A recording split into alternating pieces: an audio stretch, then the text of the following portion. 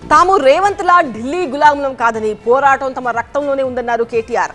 అదానీ వ్యవహారంలో కాంగ్రెస్ ది ద్వంద్వ వైఖరి అని విమర్శించారు హరీష్ రావు. అదానీతో రేవంత్ దోస్తీ చేసి ఒప్పందాలు చేసుకున్నారని ఆరోపించారు.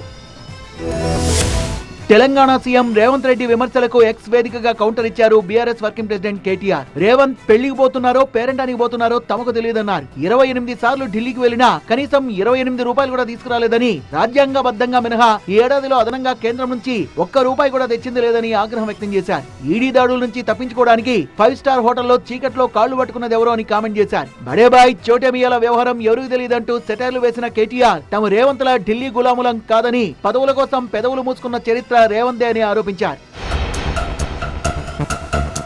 యంగ్ ఇండియా స్కిల్స్ వర్సిటీకి అదానీ గ్రూప్ ఇచ్చిన 100 కోట్ల విరాళాన్ని తిరస్కరిస్తున్నట్టు ప్రకటించిన సీఎం రేవంత్ రెడ్డి దావోస్ లో అదానీతో చేసుకున్న 12,400 కోట్ల రూపాయల ఒప్పందాల సంగతేంటని ప్రశ్నించారు మాజీ మంత్రి హరీష్ రావు. డిస్కంలను అదానీ సంస్థల పరం చేస్తున్న కుట్రల మాటేంటని ప్రశ్నించారు. 20,000 మెగావాట్ల థర్మల్ ప్లాంట్ ను పెడతామని అదానీ వస్తే తాము తిరస్కరించామని, కానీ కాంగ్రెస్ మాత్రం ఈ విషయంలో ద్వంద్వ ప్రమాణాన్ని పాటిస్తోందని విమర్శించారు. అదానీ అవినీతి బయటకు రాగానే ఇప్పుడు రేవంత్ మాట మార్చారని ఆరోపించారు.